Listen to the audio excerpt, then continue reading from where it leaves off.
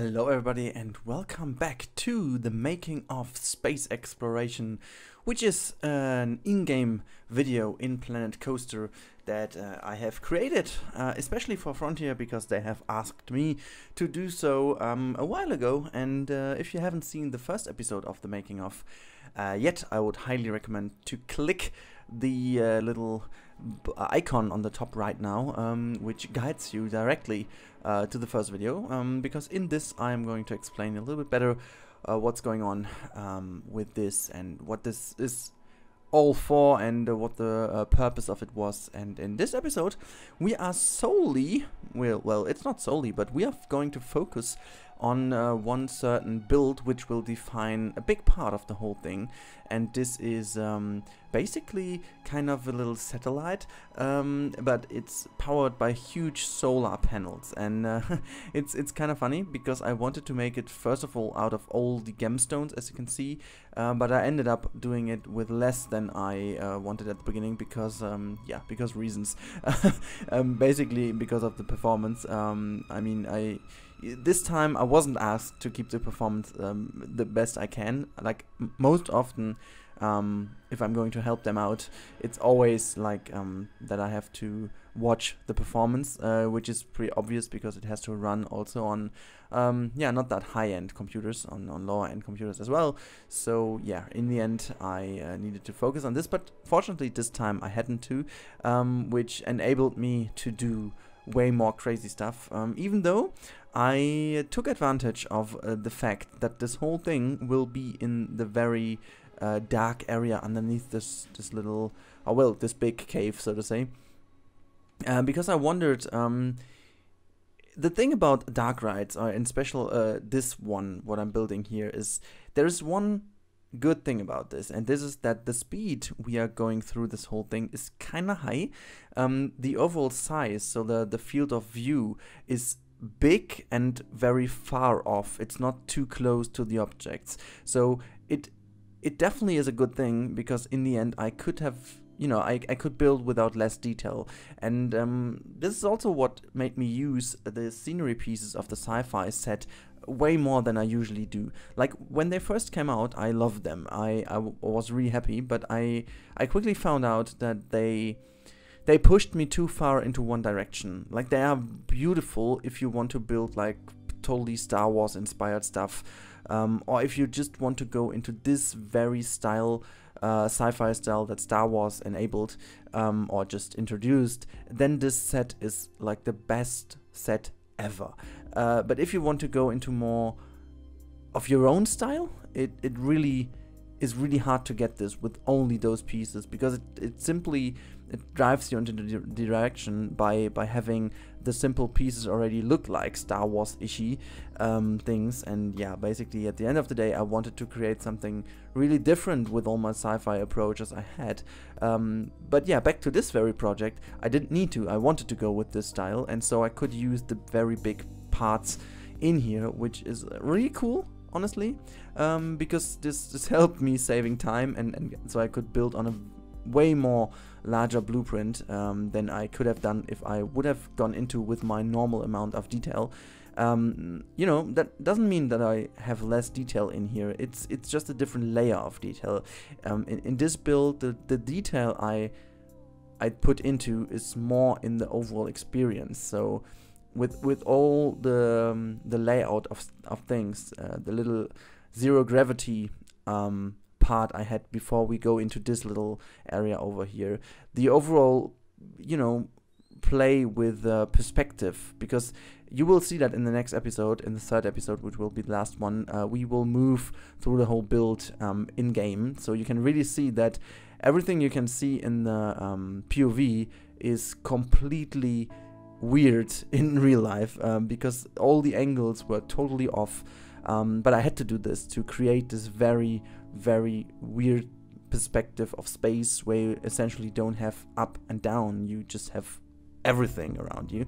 So this is what I wanted to create. And yeah, I mean, I think I found a good way to use the sci-fi pieces the way they are meant to be used, but also introduce my own style and my own layer of detail by just using the space actually available to my to my advantage. But yeah, that's something I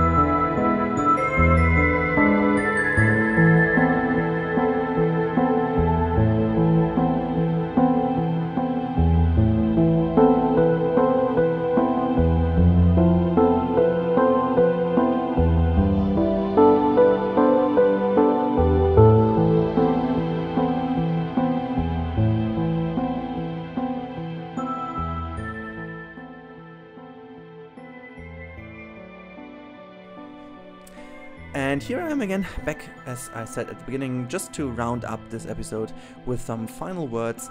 Yeah, the last few minutes you will now see is basically, for me at least, I think it's the best part of the entire build. This is the little, I would say it's more or less like the support area of the space shuttle, spaceship, space station, whatever you want to call it, where we guide the coaster through, which is more or less like the actual one-way we built in the first episode. We are going to exit this via a venting tunnel or whatsoever, and if you go into this one, this is basically not meant to be fly through, whatever, and we are going to shoot our way outside of this build. And yeah, this is basically what you can see, and it was a big struggle to get this all together and make this whole thing really fluid and so on. It's not perfect in the end, but I guess the filming result is stunning. So yeah, I hope you enjoyed that episode. As always, guys, I would love if you could comment something down below what you think of the thing we are building in here. And yeah, as always, give this video a thumbs up if you liked it, and subscribe if you haven't already. Hope to see you in the next episode. Have a good one, and bye bye.